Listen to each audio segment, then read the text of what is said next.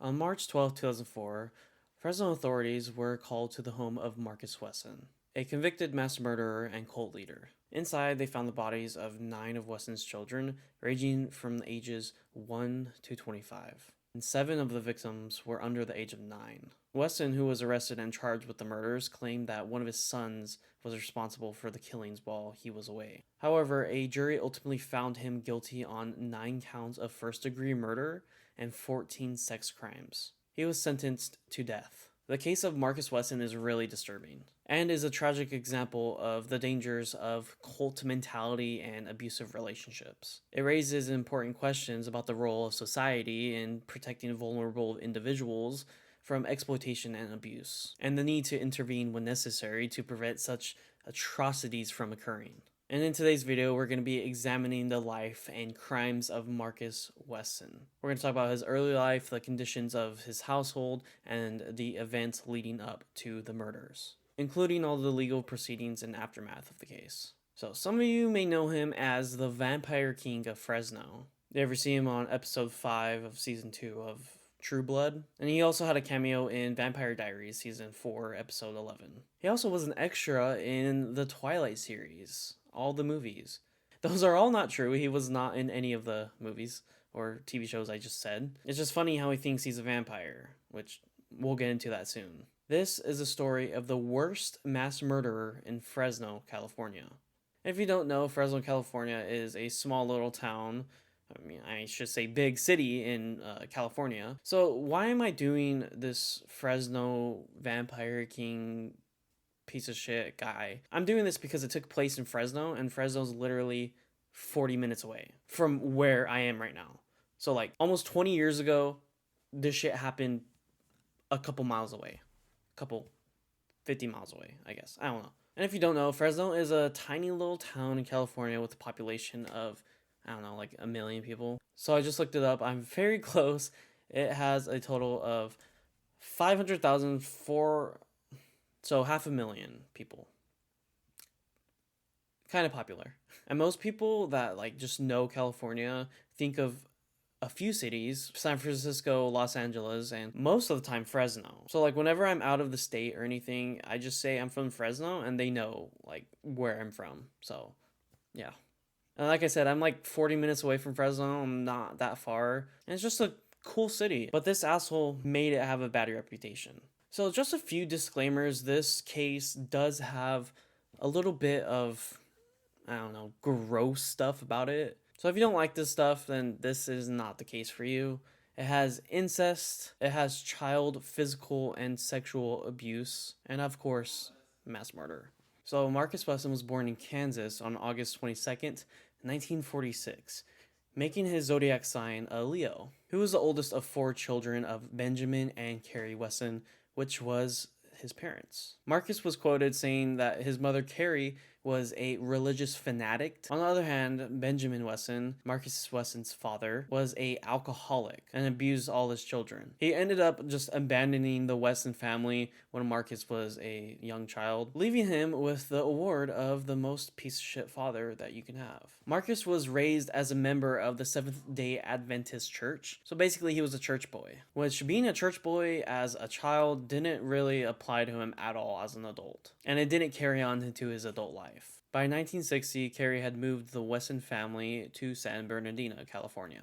So Marcus didn't finish high school. He actually dropped out and joined the army straight after. He served 2 years from 1966 to 1968. And he actually worked as an ambulance driver, which is kind of ironic.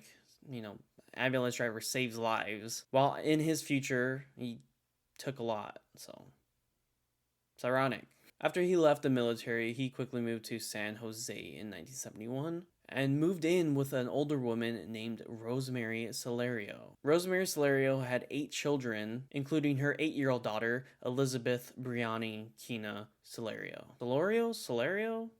I know I'm not saying that name right, so I think it's Salerio. In 1971, Wesson had a son with Rosemary. And this is just a heads up, a trigger warning for child abuse. This part is really disgusting to me. A lot of this case is really disgusting, and most likely will disgust you too. If you're a normal person, it will disgust you. I mean, If it doesn't disgust you, I don't know what's wrong with you. In 1974, Marcus Wesson begins to sexually abuse Elizabeth Solario. And when she was just 14 and he was 27, Marcus married Elizabeth at age 14, and he's 27. That's disgusting. That's not right. She had no choice.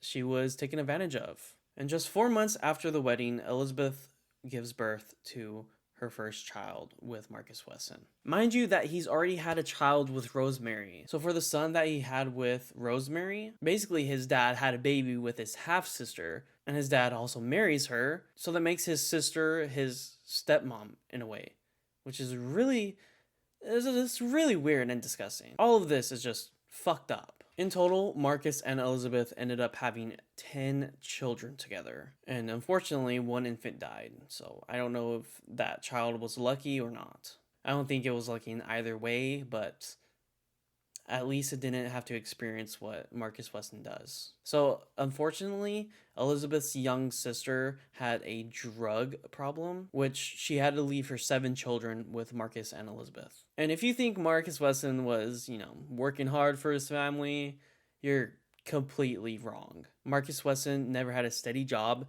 and often had his family living in rundown shacks, vacant houses, and sometimes even boats. It really just sounds like he's just as shit of a father as his own father, not taking knowledge of the consequences of his father's actions into his own. So Marcus mainly lived off of welfare checks and his own children's checks. So he had his adult children who were old enough to work give him all of their hard-earned money. Actually kind of sounds like a church, lol. In 1986, Wesson was convicted of fraud because he was a big fat phony. No, he was convicted on welfare fraud and perjury. And if you didn't know what perjury meant, like I did, it just means that you lied under oath in court. Wesson was extremely abusive to his wife, Elizabeth, and of course their children.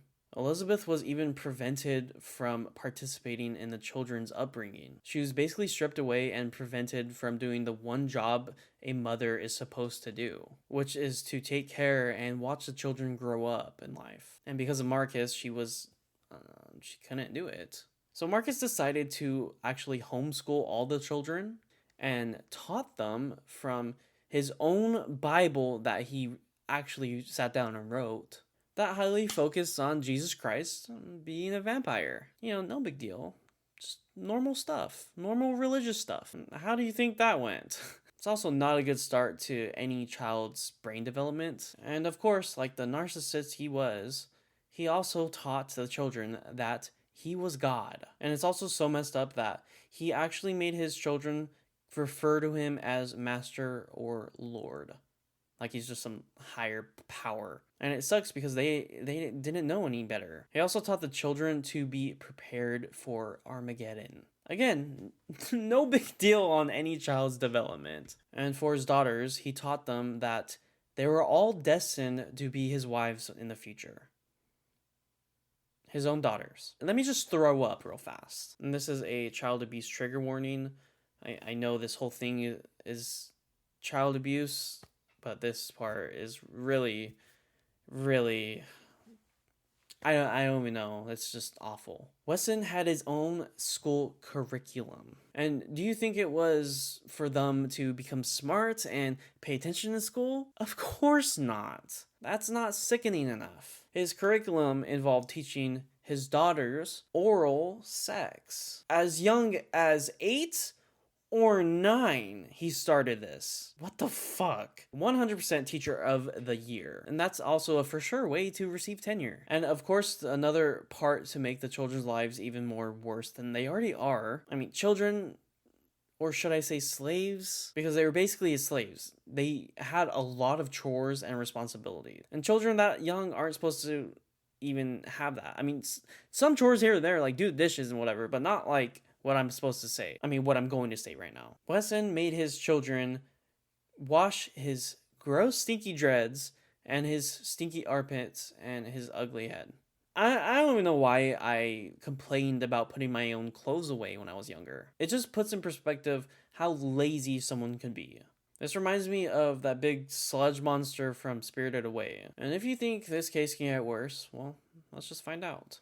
The girls were not allowed to talk to any one of their brothers, nor their mother. Again, not healthy at all. Not at all.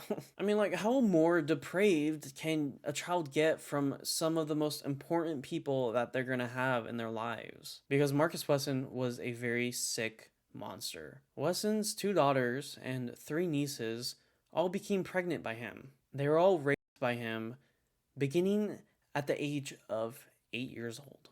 And sadly, now it's time for the murders.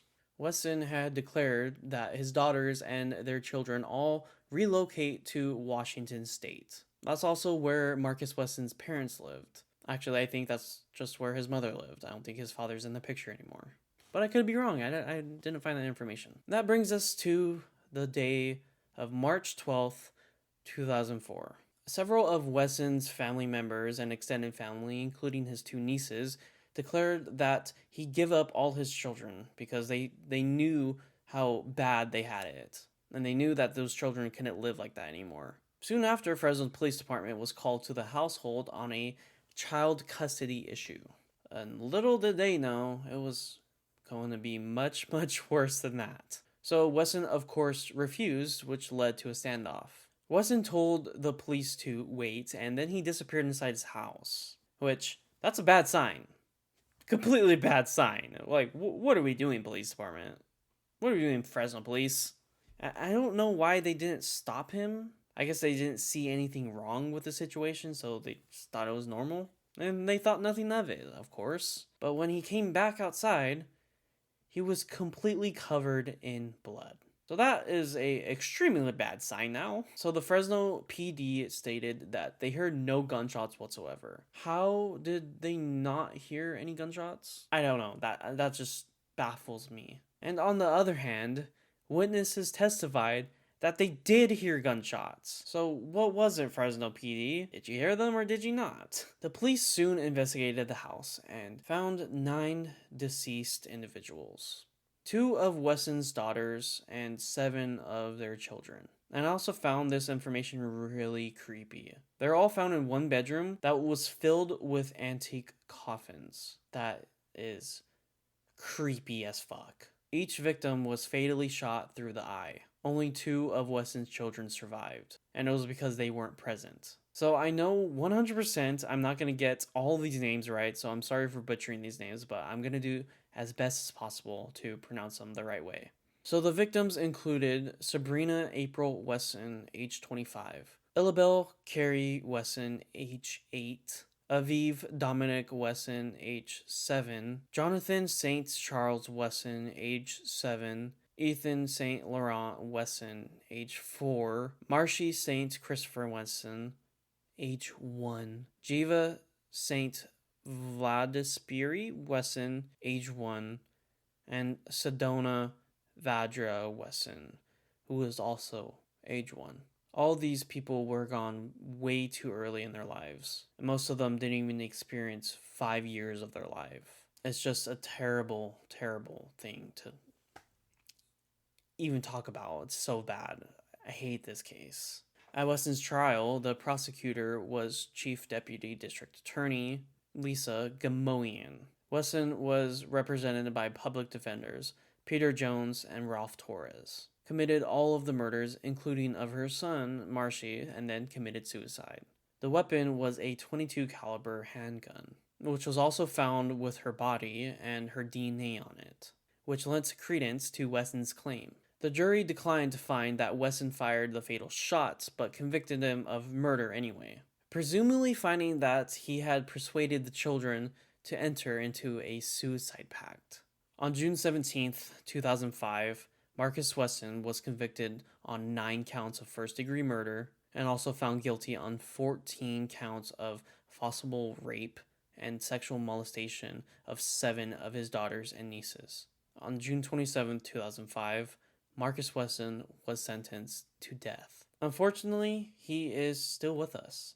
He's currently in San Quentin State Prison, which he's going to be there for a very, very long time. He's not getting out. He's on death row, so we're just waiting for him to finally leave this earth because no one wants him on it. This case was full of the most heinous child abuse and sexual abuse that I could have ever talked about. This case was just so hard. And to think that this happened 40 minutes away from my house. At the time, I was 4 years old, so I didn't know anything about the world. And Marcus Wesson left Fresno with a gruesome story of the Vampire King of Fresno, California. Oh no, Fresno's fun. This story wasn't, but Fresno was fun, and I love it. So go visit Fresno. Don't think of this case when you go. Or if you go to Fresno, just think about this case and just think about how this place is. Fresno's cool. I don't know. Just, don't become a Vampire King of Fresno, please. So I hope you guys enjoyed my first case of Murder is Dumb. I hope you stay along with me on this journey that I'm doing now, because I'm actually doing this. I've always wanted to do true crime, and I'm actually doing it, which it's mind blowing to me. And if this is your first video, this is my first video as well, so that's also very, very cool. And if you want to go to my personal channel, ITC, the link is in the description below. So I leave you guys with this: have fun and don't murder anyone, because murder is dumb. Not my final farewell, but you get the point. If you could think of something else better, go ahead. I would love to. Yeah. Anyways, bye. Oh, my name is also Ian Toon Cortez. If I didn't say that at the beginning, oh my god. My name is Ian Toon Cortez, so hi. Bye.